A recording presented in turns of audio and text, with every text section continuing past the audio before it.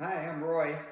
My friends will say I'm OCD when it comes to cleaning my motorcycles or my car.